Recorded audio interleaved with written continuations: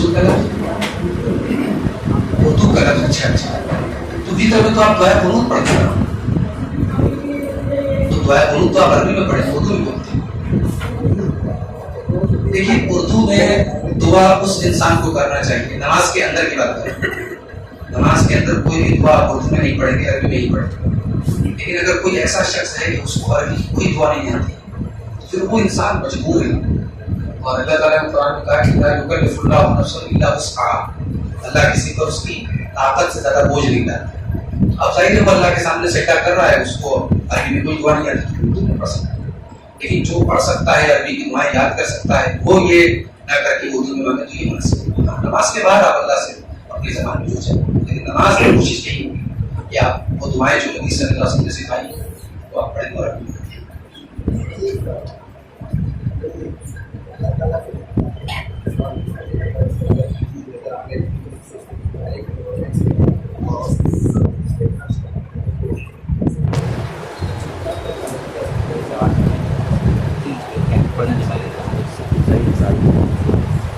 عرش کا پایا لے کر کے فرشتے زمین پر اتریں گے, ایسی کوئی بات نہیں ہے. قرآن میں اللہ نے یہ فرمایا 19 پارے میں وَيَحْمِلُ عَرْشَ رَبِّكَ فَوْقَهُمْ يَوْمَئِذٍ ثَمَانِيَةٌ کہ قیامت کے دن 8 فرشتے تیرے رب کے عرش کو اٹھائے. اس میں زمین پر آنے کی بات نہیں ہے, اور ان سب چیزوں کا تعلق غیب سے ہے. غیب سے ہے, ہم کو جتنا بتایا گیا اس کے اوپر ایمان رکھنا ہے. اس کی کیفیت کیا ہوگی اللہ زیادہ بہتر جانتا ہے.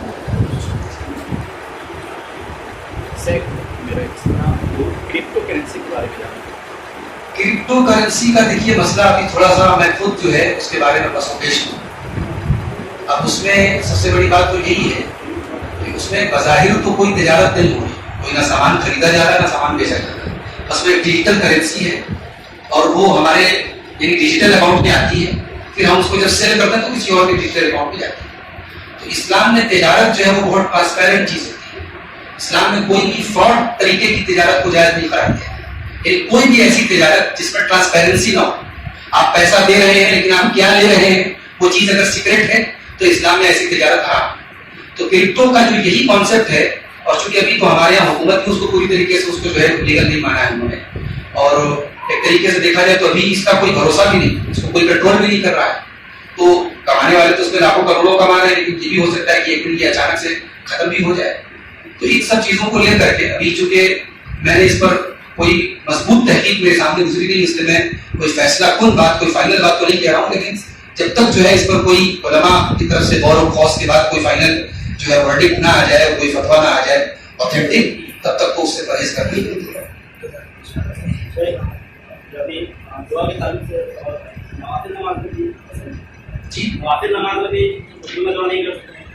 دیکھیے جو اس سلسلے میں اہل علم کا فتویٰ ہے اردو میں دعا مانگنے کا یا اپنی لینگویج میں دعا مانگنے کا, اس فتوے میں یہی ہے کہ جو عربی میں نہیں مانگ سکتا ہے وہ اردو میں مانگے, اور اس میں کوئی فرق نہیں ہے, فرض اور نفل کا کوئی فرق نہیں ہے.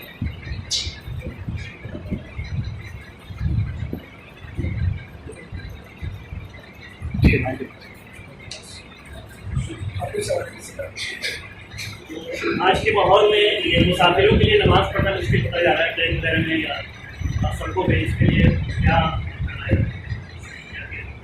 دیکھیے شریعت چونکہ ہر دور اور ہر حالات کے لیے, اب جنگ کے حالات میں ہم کو ایک طریقہ سکھایا گیا نماز خوف.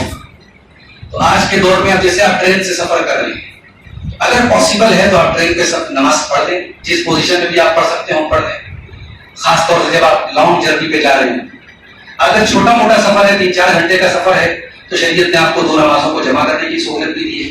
آپ مثال کے طور پر ظہر کے ٹائم سفر کے لیے نکل رہے ہیں اور آپ کو لگ رہا ہے کہ اثر کے ٹائم آپ ٹرین پر رہیں گے, تو آپ ظہر اثر پڑھ لیجیے. اتفاق سے آپ مغرب کے ٹائم سفر میں ہیں اور آپ کو ایسا لگ رہا ہے کہ آپ رات کو 12 بجے کے پہلے اپنے گھر پہنچ جائیں گے, تو آپ گھر پہنچ کر کے آرام سے مغرب عشاء پڑھ لیجیے, تاکہ آپ جو ہے پورے طریقے سے پڑھیں. اب سفر میں تو ظاہر ہے کہ آپ پورے طریقے سے نہیں پڑھ پائیں, یعنی آپ باقاعدہ مسلح بچھا کر کے اور جو ہے پورا رکوع اور سجدہ ایک دم پراپر طریقے سے کرنا مشکل ہوتا ہے. تو اب وہاں وہی آیت اپلائی ہوگی, فاتقوا اللہ ما استطعتم, اللہ سے ڈرو جتنی تمہارے اندر طاقت ہے. نماز تو بہرحال نہیں چھوڑنی ہے. اب جیسے شیخ ابن باز سے پوچھا گیا کہ اگر کوئی کافروں کی قید میں ہے, کھمبے سے اس کو باندھ دیا گیا, اب وہ تو وضو بھی نہیں کر سکتا ہے, وہ تو پیشاب پخانہ کی صفائی بھی نہیں کر سکتا, وہ کیسے نماز پڑھے؟ تو شیخ ابن باز نے اس فتوے کا یہ جواب دیا کہ اللہ تعالیٰ نے جو کہا کہ اللہ سے ڈرو جتنی تمہارے اندر طاقت ہے, تو تو وہ اسی حال میں اشارے سے نماز پڑھے. تو آج ٹرین کا یا بس کا جو سفر ہے اور اگر لانگ جرنی ہو خاص طور سے تو ہم جس قدر ممکن ہو راستے میں اگر سے کہیں ہالٹ ہو رہا ہے تو ہم وضو کر لیں, اور اگر نماز پڑھنے کا اسٹاپیج نہیں مل پا رہا ہے تو ہم سفر میں بیٹھے بیٹھے اپنی سیٹ پر ہی جتنا ہم رکوع کر سکتے ہیں, جتنا ہم سجدے میں جھک سکتے ہیں, اس قدر ہم نماز پڑھ لیں.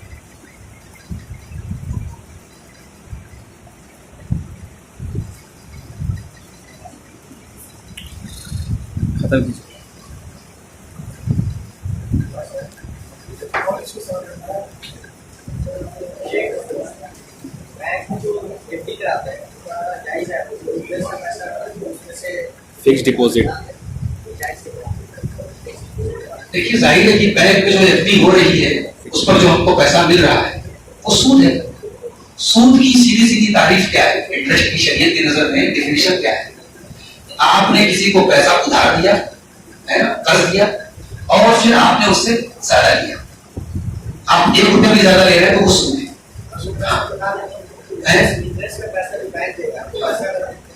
تو آپ پھر ایف ڈی لے کیوں رہے ہیں؟ پیسہ اسٹور کرنے کے لیے آپ کوئی اور حلال انٹرنیٹ استعمال کیجیے, کسی آپ بزنس میں انویسٹ کر دیجیے, اسٹاک مارکیٹ میں لگا دیجیے. آپ ایف ڈی کیوں کریں؟ ایف ڈی لوگ اسی لیے کراتے ہیں کہ گارنٹی ہم کو ریٹرن ملے, 5% 4% گارنٹی ملے. تو یہ چیز غلط ہے نا.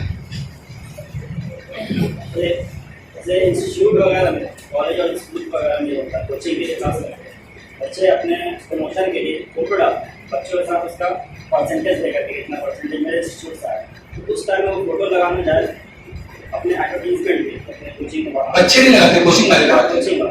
ہاں تو کوچنگ والوں کا وہ معاملہ ہے, تو وہ کر سکتے ہیں پروموشن کے لیے. بھائی آپ کے اگر اپنے اختیار میں کوئی چیز ہے تو آپ اس سے پرہیز کیجیے. اب ایک بچہ اگر کوچنگ میں پڑھ رہا ہے اور اس نے محنت کیا, ٹاپ کیا, کوچنگ اپنے پروموشن کے لیے اس کو لگا رہا ہے تو آپ اس کو منع نہیں کر سکتے. بچہ وہیں کا پڑھا ہے, ہاں بچہ وہی کا پڑھا ہے, لیکن بچے کا اس میں کوئی رول نہیں ہے. بچہ اس کو کیسے منع کرے گا؟ کوچنگ تو چاہیے نا کہ ہمارا پروموشن ہو. فوٹو کے ساتھ لگا سکتے. وہی بات میں کہہ رہا ہوں کہ آپ کے اگر اپنے اختیار میں, یعنی آپ چاہیں تو فوٹو دیں اور چاہیں تو منع کر دیں. اگر آپ منع کر سکتے تو مت دیجیے, اور اگر آپ کے اختیار میں نہیں ہے تو پھر دیکھیے تصویر کا مسئلہ, فوٹو کا مسئلہ آج کے دور کا بہت ایک ایسا مسئلہ بن چکا ہے جس سے بچنا ہمارے لیے بہت مشکل ہو چکا ہے. اور بہت سارے اہل کا یہ بھی فتویٰ ہے کہ کیمرے کی تصویر کو اس تصویر کے کیٹیگری میں نہیں مانتے جس کو شریعت میں حرام قرار دیا گیا ہے. لیکن سب کے بعد جہاں ہم کو یعنی مجبوری ہو, کوئی چارہ نہ ہو, وہاں ہم استعمال کریں. جہاں بچ سکتے ہو بچنا چاہیے.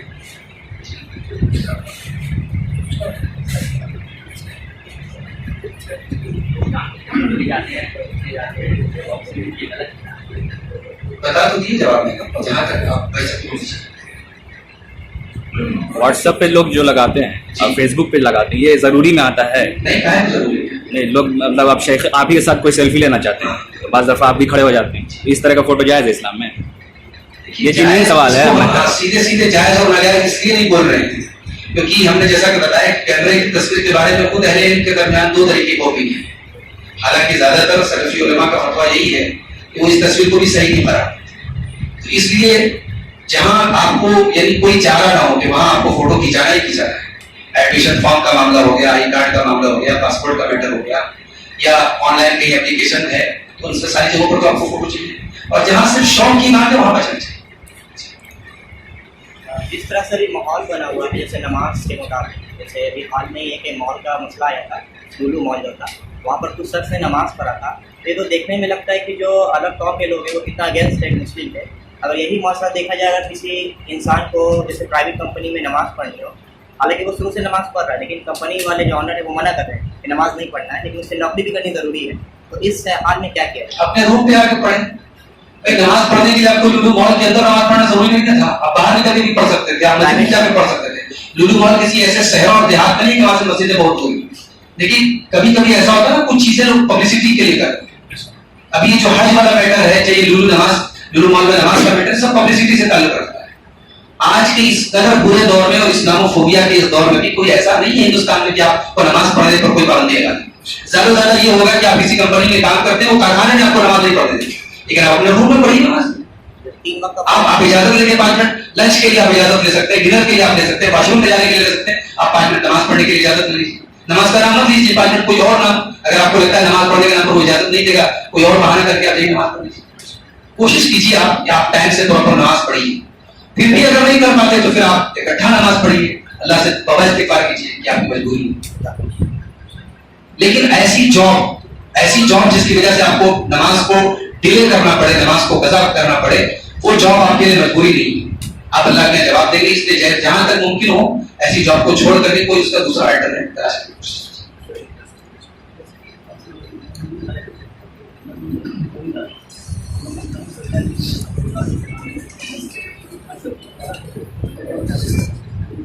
देखिए, दाढ़ी आपने रखी है या किसी ने भी रखी है, तो हमने दाढ़ी रखी है अल्लाह के रसूल की सुन्नत समझ करके आपके हुक्म पर अमल करते हैं.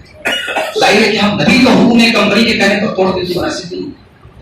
और ऐसा नहीं है, दाढ़ी वालों को भी जॉब मिलती है और बहुत सारी जॉब ऐसी है जहाँ दाढ़ी का कोई मसला नहीं. और अब वो दौर खत्म हो गया, अब तो दाढ़ी माशाल्लाह फैशन में आ चुकी है, कोई मसला नहीं. आप दाढ़ी रखकर भी जॉब कर सकते. जी.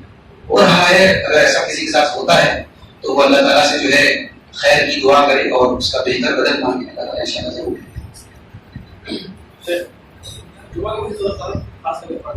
आज के दौर में बहुत सारे लोग कहते हैं वीडियो ला रहे हैं कि नहीं नमाज से. देखिए, जब भी ऐसा हो कि किसी हदीस के सिलसिले में हमें खुद उलमा के ओपिनियन में इख्तिलाफ नजर आए, सूरह कहफ को जुमा के दिन पढ़ने के बारे में जो हदीस है, अब उस हदीस को बहुत सारे उलमा सही मानते हैं, बहुत सारे उलमा सही मानते हैं. तो हमें ये देखना पड़ेगा कि उसमें फिक्की उलमा की तहकीक ज्यादा मजबूत है. तो उसमें जब हम कंपेयर करते हैं तो उसमें अल्लामा अलबानी की जो तहकीक है वो ज्यादा मजबूत है और वो यही है कि वो हदीस सही है और हम सूरह कहफ जुमा के दिन पढ़ सकते हैं. अब हम चाहें तो पूरी सूरह कहफ पढ़ें या उसकी इब्तिदाई 10 आयत को पढ़ लें, लास्ट की 10 आयत को पढ़ लें, पूरी पढ़े तो सबसे बेहतर है. ये जो मस्जिदों में अक्सर देखा जाता है कि अस्कार लटके हुए हैं और ये टाइम टेबल वगैरह, तो शेख सालेह फौजान और भी रब्बानी उन्होंने बताया है कि मस्जिद में मतलब अट्रैक्टिव चीज़ें नहीं लगानी चाहिए, जैसे वहाँ पे दाई लिखा हुआ है, इससे लोगों का, और अक्सर मस्जिद में देखा गया है कि ये है. तो हम भी इसमें पैसा डोनेट कर दिए थे, मतलब एक भाई थे वो मस्जिद में लगवा रहे, तो हम इसमें पैसा डोनेट कर दिए कि ठीक है लगवा दीजिए. उसके बाद हमको पता चलता है कि ये गलत है, तो फिर इसके ऊपर क्या किया. देखिए, शेख हुसैनी वगैरह का जो फतवा मेरी नजर से गुजरा है तो वो तो घरों में उन्होंने लटकाने से मना किया है. और मस्जिदों की जहां तक बात है तो हमारे यहाँ देखिए बहुत सारी ऐसे लोगों की तादाद है जो उन दुआओं को, जिनको वो दुआएं याद नहीं, तो वो लटकाने से वो दुआएं बराबर जब उन पर नजर पड़ती है तो वो याद करते हैं. दूसरी बात ये है कि जिस चीज के हम आदी हो जाते हैं वो चीज हमारे लिए अट्रैक्टिव नहीं होती. मिसाल के तौर पर ये मसला है, ये बहुत डिजाइनदार मसला है, मगर मैं इस मसले पर नमाज पढ़ने का आदी हूँ तो मेरे लिए इसके अंदर कोई अट्रैक्शन नहीं, समझ रहे हैं. तो हमारे यहाँ मस्जिदों में जो चीजें इस तरीके की हैं वो आम हो चुकी है, वो उस हुक्म में फिर नहीं आती कि उसको देख करके नमाजी की तवज्जो भटक रही है, उसका जो यानी उसकी वो ध्यान नमाज की तरफ नहीं लग रहा. ऐसा नहीं है. आदमी नमाज पढ़ रहा है, जब खाली बैठा रहता है तब आदमी उन सब चीजों पर गौर करता है. उसको यार डेकोरेशन में आती है, ये कोई जरूरत नहीं है. हाँ, इन सब चीजों को तो भाई सवाल खत्म नहीं होगा. हाँ, वो आप